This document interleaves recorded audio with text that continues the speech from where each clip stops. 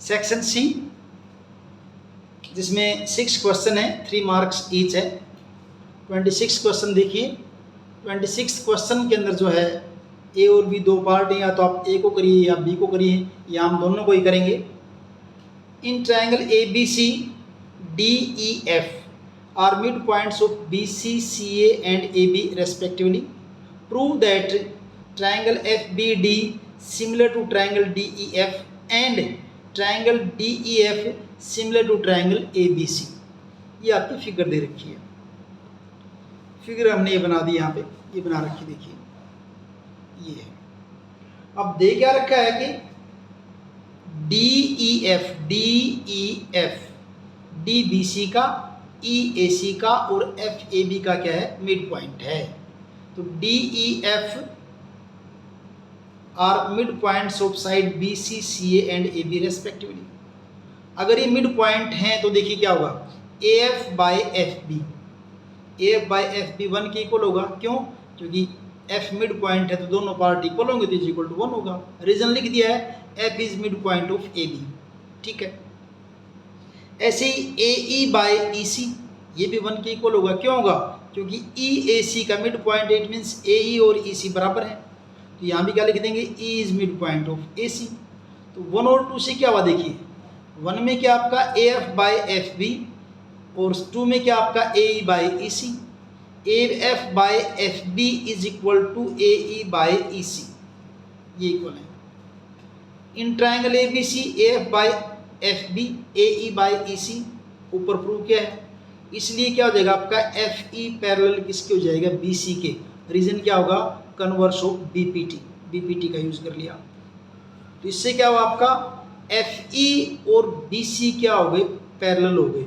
ऐसे ही डी इसका mid point है, एफ इसका मिड पॉइंट, तो क्या हो आपका डी एफ और ए सी पैरेलल हो जाएंगे। ऐसे ही डी ई और ए बी पैरेलल हो जाएंगे।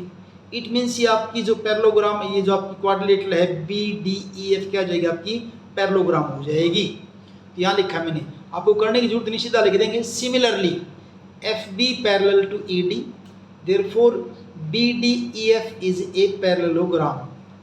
और पैरेललोग्राम में ऑपोजिट एंगल क्या होते हैं, इक्वल होते हैं, इसका हम यूज करेंगे। हमने किसको सिमिलर प्रूव करना था पहले, एफ बी डी और डी ई एफ को।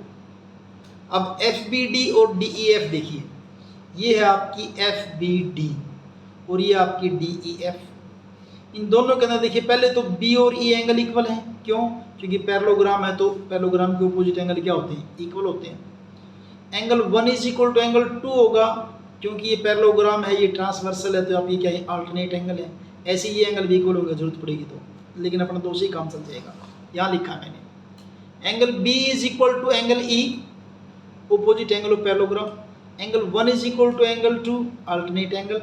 Therefore triangle F B D similar to triangle D E F. Reason क्या आपका ए सिमिलरिटी।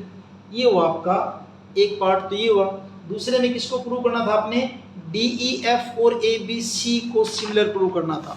तो मैंने यहाँ क्या, इसको देखिए फिगर मैंने दोबारा से ड्रॉ कर दी यहाँ पे। अब इस फिगर में देखिए आपको किसको प्रूव करना आपने, डी ई एफ, ये वाली डी ई एफ और ए बी सी। ये तो हमने किया था अभी बी डी ई एफ आपकी क्या है, पैरेललोग्राम है। अगर बी डी ई एफ आपकी पैरेललोग्राम है तो इसके ऑपोजिट एंगल क्या होंगे, इक्वल होंगे। बी डी ई एफ अगर पैरेललोग्राम है तो एंगल बी किसके इक्वल होगा, ई के। एंगल बी इक्वल होगा किसके, ई के। ऐसे ही C D F E, C D F E, ये भी आपकी क्या है, पैरेललोग्राम है, तो उससे क्या हो जाएगा आपका एंगल सी और एंगल एफ इक्वल हो जाएंगे। एंगल सी इक्वल टू क्या हो जाएगा, एंगल एफ। ऐसे ही आपकी ए एफ डी ई,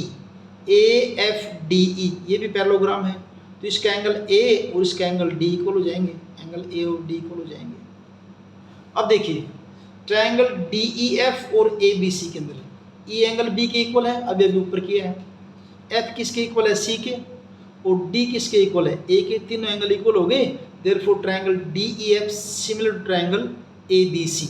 और क्राइटेरिया ए सिमिलरिटी। तो ये आपका 26 का ए पार्ट हुआ।